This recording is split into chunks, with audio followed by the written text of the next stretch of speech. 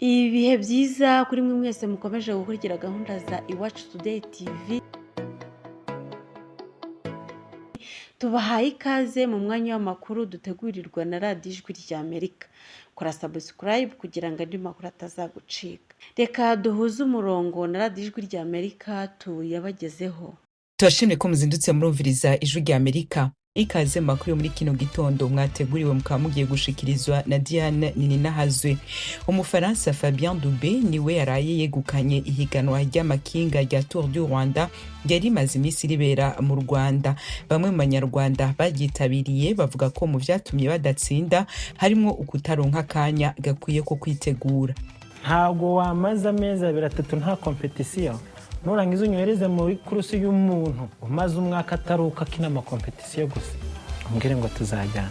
Uyu ni Moyize Mugisha, umwe mu banyarwanda bari bahiganywe mu isiganwa ry'amagari Tour du Rwanda. Igisirikare ca Somalia gitangaza ko caraye kigandaguye abarwanyi ba Al-Shabaab barenga 40. Turabigaruka ko Uganda nayo yarungitse izindi ngabo zayo muri Congo, navyo twabiteguye.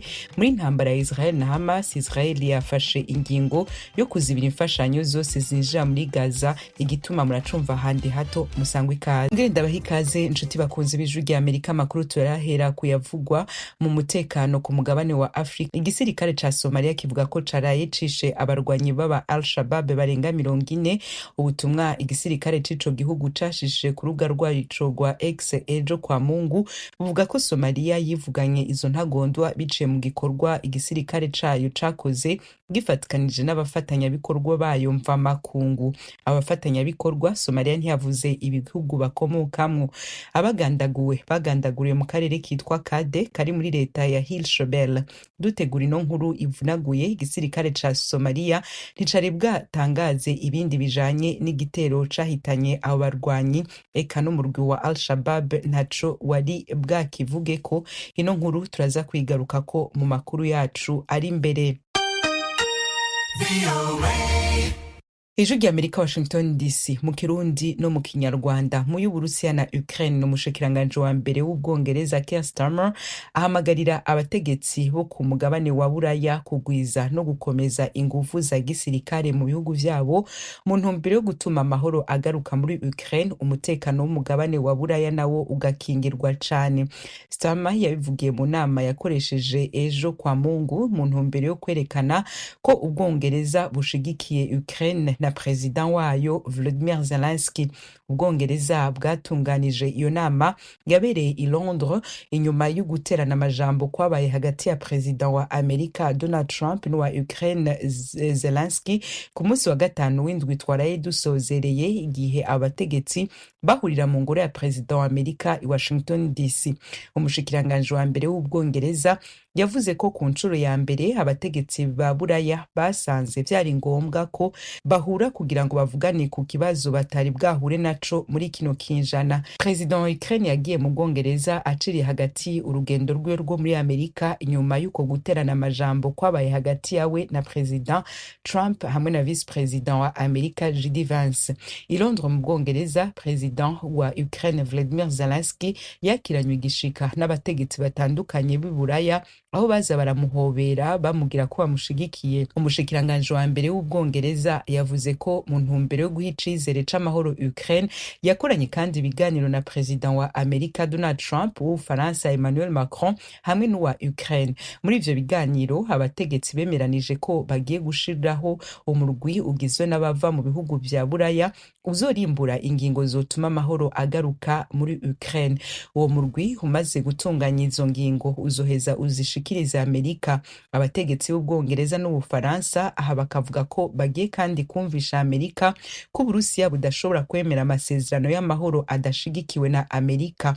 Hagati aho, umuhanuzi mu vy'umutekano mu biro vya President wa Amerika Mike Waltz yabwiye televiziyo ny'Amerika CNN ko Amerika yipfuza indongozi ya Ukraine yotuma haboneka amasezerano y'amahoro arama hagati ya Ukraine n'Uburusiya ariko ko bitaboneka neza niba Zelensky yiteguriye gufata iyo nzira.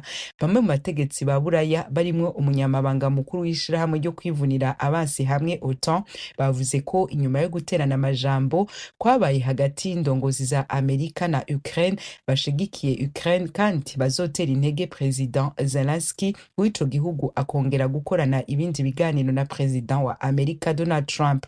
Bavuze ko bifuza gusukamwo mabisi hagati y'ubutegetsi bwa Amerika hamwe n'ubwa Ukraine. Ijwi rya Amerika tukivuga ku vy'intambara, Israel nayo yarayifashe ingingo yo kuzibira imfashanyo n'ibindi vyankenerwa vyose vyinjira muri Gaza, ivuga ko ari ingingo yafashe mu ntumbero yo kotsa igitutu umurwi wa Hamas kugira ngo wemere ko amasezerano y'agahengwe k'intambara yasabwe na Amerika yinjira mu gice cayo ca kabiri. Igice ca mbere c'ayo masezerano cari kirimwo ingingo zitegeka korohereza abagira neza gushikana imfashanyo ku bazikeneye mu ntara ya Gaza caheze kuwa gatandatu w'indwi iheze. Vyari bitegekanije ko Israel na Hamas baca batangura ibiganiro vyo kumvikana ku gice ca kabiri c'ayo masezerano yategekanya agahengwe k'igihe kirekire. Ni igice cari gutangura ari uko Hamas irekuye igice cabo igifise nk'imbohe z'intambara. Umutegetsi wa Israel atashimye ko amazina yiwe atangazwa, yavuze ko ingingo yo kuzibira imfashanyo zija muri Gaza Israel yayifashe iyumvikanye ko na Amerika. Leta ya Amerika yamara ntaco irabivugako. Ku ruhande rwa Hamas, indongozi z'uwo murwi zavuze ko ingingo ya Israel ari igikangisho kinyuranye n'amategeko, ije guhonyanga kandi no kubangamira amasezerano yo gushira ibigwanisho hasi kandi yikwije kugira ngo ifatwe nk'icaha co mu ntambara. Biruko mu gihe Israel yagabishije ko Hamas yanse kwemera ko amasezerano ahasanzwe yongerwa ko ikiringo, ingaruka zizoba nyinshi kandi itazozitura. Ayo mu karere k'ibiyaga binini vya Afrika tuyahera muri Uganda. Umuntu wa kabiri yanduye ikiza ca Ebola muri Uganda yitavye Imana. Ishami rya ONU ryita amagara y'abantu kw'isi OMS mu mpfunyapfunyo ryatangaje ano makuru ejo kwa Mungu rivuga ko ryahawe n'ubushikiranganji bujejwe amagara y'abantu muri ico gihugu. Nyakwigendera yari akana k'imyaka 4 kaguye mu bitaro vyitwa Mulago biri Kampala ku murwa mukuru wa Uganda. Nivyo bitaro vyonyene biriko vyakira abanduye Ebola muri ico gihugu muri iki gihe. Abajejwe amagara y'abantu muri Uganda bakavuga ko abamaze kwandura Ebola barimwo 2 imaze guhitana, bose hamwe ari 10. Ubushikiranganji bujejwe amagara y'abantu muri Uganda buvuga ko 8 mu basigaye bari mu banduye bose barungitswe iwabo kuko bakize, ariko abagera ku 265 bari barahuye nabo banduye bakiri mu kato kugira ngo niba hari uwanduye ntihagira abandi yandukiza. Umuntu wa mbere yanduye Ebola muri ino ncuro muri Uganda yatangajwe mu kwezi kwa mbere kuno mwaka. Ijwi rya Amerika Washington DC mu Kirundi no mu Kinyarwanda. Makuru yacu tuyabandanirize ku ya Kongo. Igisirikare c'ico gihugu FARDC kivuga ko abantu umurwi wa M23 wahaye u Rwanda ku munsi wa gatandatu uvuga ko ari abarwanyi ba FDLR barwanya ubutegetsi bw'u Rwanda ari irementanya n'umukino ugamije gutesha agaciro igisirikare ca Kongo. Abo igisirikare c'u Rwanda ceretse abamenyesha amakuru bose hamwe bari 20, muri bo harimwo Ezekiel Gakwerere, umusirikare mukuru w'ipete rya General de Brigade, akaba yahoze ari umukoloneli mu ngabo za kera z'u Rwanda. Uyu mugabo w'imyaka 61 ku bw'igisirikare c'u Rwanda yaramaze imyaka 30 muri Kongo. Itangazo ryasohowe n'igisirikare ca Kongo ejo kwa Mungu rigira riti: igikorwa cabaye n'ububisha atakindi bugamije atari ukudutesha agaciro no kuturemeka inkono ishushe. Ni kandi umwe mu mikenyuro ya leta y'u Rwanda yo kwisigura ku gituma ingabo zayo ziri mu buseruko bwa Kongo. Igisirikare ca Kongo muri iryo tangazo kibandanya kigira kiti: ubutegetsi bw'u Rwanda bufise uburambe mu kurementanya, bwafashe abarwanyi ba FDLR bamaze igihe mu minwe yabwo, bubambika impuzu nshasha z'igisirikare cacu kugira ngo bwemeze ko ari aba FDLR bafatiwe muri Kongo. Kwa gatandatu abigisirikare c'u Rwanda cerekanye bose bari bambaye imyambaro y'igisirikare ca Kongo. U Rwanda ntaco ruravuga ku itangazo rya Kongo.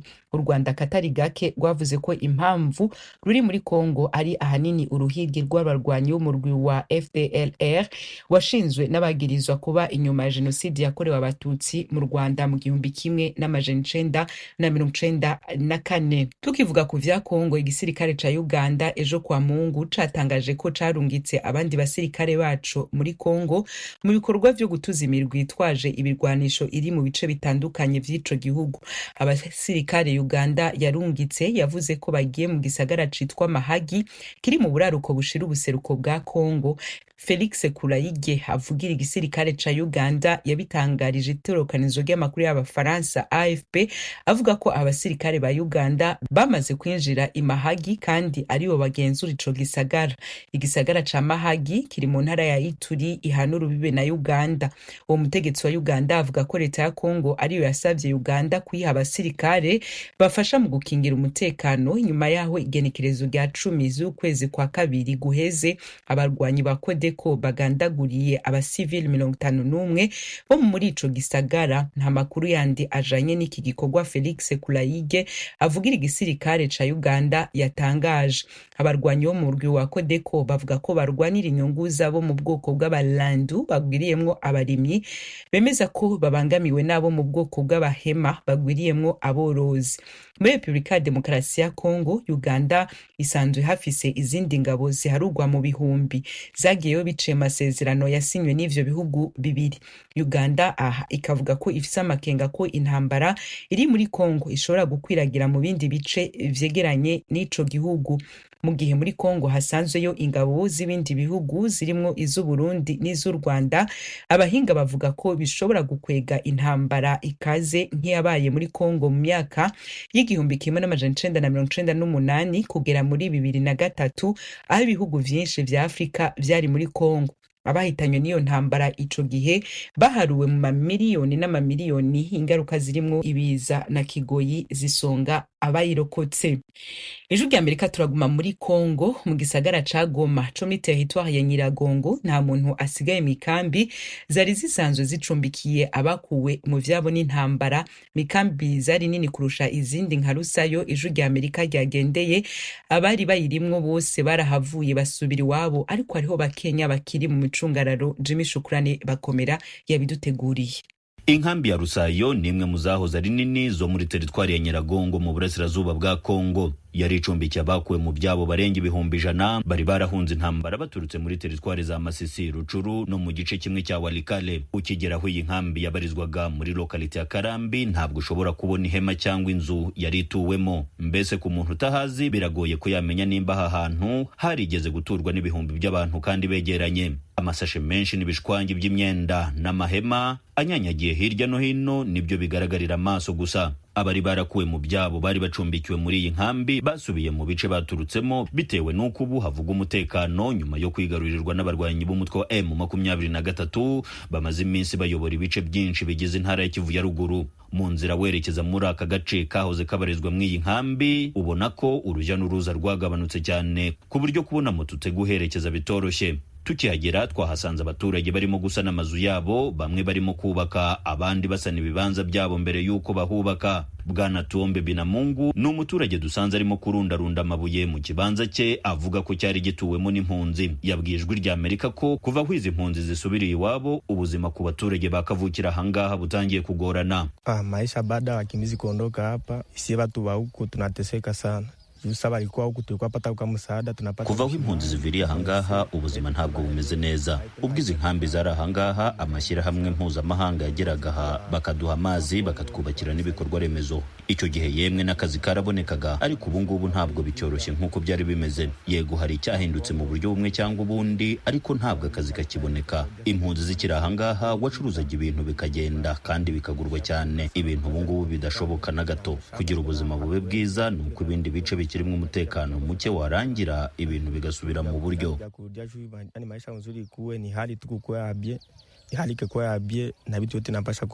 Ku rundi ruhande bamwe mu baturage bahano muri groupe ya Rusayo bavuga ko ubwiyongere bw'inkambi z'impunzi bwari bwarateye izamuka ry'ibiciro by'ibiribwa ku isoko ndetse n'umutekano muke muri teritwari ya Nyiragongo, cyane cyane mu nkengero z'inkambi. Amani Jonas ni umwe muri bo.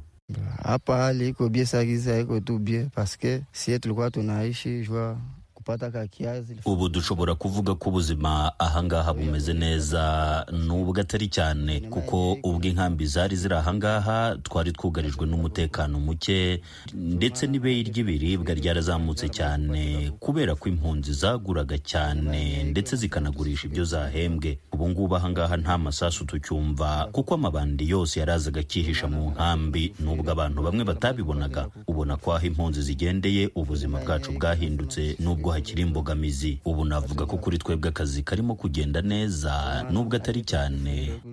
Kazi naendelea mzuri paske tu unapata kwetu ka kisorori, mimi haiko kawaida. Nubwo impunzi nyinshi zasubiye iwabo, hari undi mubare w'abaturage bari basanzwe babarizwa mu nkambi zitandukanye zo mu mujyi wa Goma na teritwari ya Nyiragongo bahitamo kwishyira hamwe bubaka inkambi ntoya mu gipangu kiri hafi n'ahahoze inkambi ya Rusayo. Umuyobozi wabo yatubwiye ko aha hari imiryango igera kuri 82. Bavuga ko impamvu batarimo gutaha ari ukubera mu bice baturukamo havugwamo imirwano. Aba banyekongo bavuga ko kugeza ubu nabo badashimishwa no kuba abandi barabashije gutaha, bo bagasigara mu nkambi. Bavuga ko babayeho nabi. Ifamiye d'accueil n'umuntu wadutije aho baturi bitewe n'uko inkambi zasambutse, twewe tubura aho twaje. Wahunze uturutse he? Je naturutse aho bitaga Ingungu muri Ufamandu ya mbere, za Remeka, za Gatoyi, yo hari imirwano rwose. Niyo mpamvu ntasubirayo bitewe n'uko hari imirwano, nta mutekano guhari. Ubusanzwe wowe wabaga mu yihe nkambi? Nabaga muri Rusayo de extension. Inkambi twari turimo yagize gusenya, natwe niko kugura aho twaje twifuza kubonana nari muri Rusayo. Bahari abayobozi bahari barasaba ubuyobozi bwa M23 buyoboye intara kubafasha gusubira iwabo. Twasaba ubuyobozi buriho ngo turebe ko uturere twiwacu twafungurikana neza, mbese bakatubohoza nk'uko babohoje ahandi, tukumva yuko hagize umutekano natwe tukabona tugataha. Haracari umutekano mukeya, bo bazarendu bamwe baracari mu mashamba bihishe mu ndoki no mu mashamba. Ubwo turebaga gusubirayo tugasanga nari bimwe na bimwe tuzaba twijanye mu muriro. Kugeza ubwo twateguraga inkuru twari tutarabasha kubona ubuyobozi bwa M23 ngo twumve icyo buvuga kuri ubu busabe bw'izi mpunzi. Bwana Oscar Balinda, umuvugizi wa M23, yatubwiye kwaza kutuvugisha hugutse. Kuva umutwe wa M23 wafata umujyi wa Goma n'ibindi bice byinshi bya teritwari za Masisi na Rucuru, wakomeje guhamagarira abaturage bari mu nkambi z'impunzi gutaha bagasubira iwabo. Kuwa kabiri w'iki cyumweru, umuyobozi w'intara washyizweho na M23 Bwana Bahati Musanga Erasto hamwe nabo bafatanyije kuyobora yerekeje mu mujyi muto wa Sake muri teritwari ya Masisi mu rwego rwo kureba uko abatashye babayeho. Mu butumwa bwe, uyu muyobozi yumvikanishije ko M23 idateze kuva mu bice yafashe, ahubwo kwizakomeza kurindira umutekano abasivile barahi maze kwigarurira naho itarabasha kugera. Usanzwe mu mujyi wa Goma habarizwaga mu inkambi 3 nini arizo Bulengo, Kimashini na Witieme Sepake zabarizwaga muri quartier ya Lac Vert muri komine ya Goma, ndetse n'inkambi ya DGDA yabarizwaga muri quartier ya Mugunga, komine ya Karisimbi. Jimmy Shukrani Bakomera, Ijwi rya Amerika, Igoma. Amakuru yacu tuyabandaniriza ku Burundi. Abakenyezi bateshejwe izabo n'ibiza bivuye kwihindagurika ry'ibihe mu ntara ya Bujumbura na Rumonge basaba leta y'ico gihugu gukora ibishoboka ikabaronsa uburaro bushemeye. Abavuganye n'Ijwi rya Amerika bemeza ko ukuba badafise aho bakika umusaya hashemeye biriko birwiza mabi ashingiye ku gitsina bakoregwa. Inkuru yateguwe n'Ijwi rya Amerika iciye ku bakunzi bayo mu Burundi, murayisomerwa na Thierry Ndayishimiye. Abo ni bamwe mu bakenyezi bari mu miryango leta yakuye mu bimbi ibajana mu ntara ya Cibitoke bavuga ko bagifise ibibazo biharije mu ngo. Abakunzi b'Ijwi rya Amerika habashitse muri site Gateri batubwira ko iyo site yubakishije amahema, imiryango yahawe uburaro bivanye n'igitigire c'abayigize. Ku vyerekeye imiterere y'ayo mazu y'amahema, hari abafise izipima metero kwadarato 3, abandi zisununuye gato ku buryo hovamwe ibyumba by'uburaro bw'abana n'abavyeyi. Ibyo byumba bitandukanywa n'ihema ribigaburamo hagati. Iryo naryo uri nyuma yaryo ushobora kubona ibyo gitwa ko rikingiriye. Ari naco gituma aba bakenyezi bavuga ko kubaka ingo ziramara ikibazo. Urabona umugabo n'umugore ntimushobora gukora amabanga yabubatse n'akari karabona ivyo muri ko barakora. canke umwana wawe ariko arumva ivyo uri muri murakora. Ntihajya rero usanga umugabo atangiye kuja hanze ko niyo kuyangarira kira misi uguma umubwira ngo abana cabizana ikibazo kacibizana mubano mubi mu nzu hagati y'umugore n'umugabo. Abo bakanyura bona ntibiborohera, twebwe turanasaza ihema wihindukize natse ndi hajya ndakumva none wumva baryama gute barakwiye uburaro bukwiye. Erega umubiri uragoye, araraba kugena ari buhindukire mu bana akabona biragoye, akararaba nkaze w'umutama akazi turahangikanye akabona ukuntu ari umuhindukiza umugore bikanga acagenda hanze bikandurikamo yangeso y'ubusurasutsi. Aba bakenyezi bisanga bariko barahohoterwa nabo bubakanye kubera ubu bukene bw'uburaro. Umwe mu bimuwe bakugwa muri site Gisagara Ininahazwe Ninete, umukenyezi akiri muto w'abana 3 avuga ingene umugabo adasubira kwitaho gutanga ibitunga umuryango. Noshobora kumuhima imisi 2-3 ngo akwihanganire. Niyo rero mpacatangura kukwimirasi. Ngo wowe kuransabirasiyo je ivyo ndagusaba ukabinyima. Umubano utangura kuba nabi, umugore na ucujyahe. Kuri twebwe rero tutarana ronka n'ukuntu tutangura kurondera cyabitugora. Ivyo biruko mu gihe atamikoro bafise kuko atamatongo bararonswa yo kurimamwo kuko nayo bakuwemwo babujijwe kuyasubiramwo. Manirama Jacqueline n'uyundi mukenyezi akiri muto yomowe n'imyuzurira muri Kinyinya ya 2 muri zone Gatumba. Wasigura ko n'ubworozi bw'ibitungwa bito bito yahora akora bwahagaze ku kubura ikibanza cabwo. Kubera ahantu ari hato urashaka kugura inkoko kubera zitisanzura aho ziba kandi zafite no zitembera nyene hagutse ukazusanga zanapfuye. Ushobora kuzishira ngaho impande y'umuriro aho wazubakiye wa muriro ukazimera nabi ushaka kugira ingorane. Nk'akaro nk'urya mu mavu yaha yararanguye inkoko kwa 3 aranguye inkoko 5 ushaka kwa 3 nkubu hamaze gupfa 2 kubera zitisanzura aho zirara.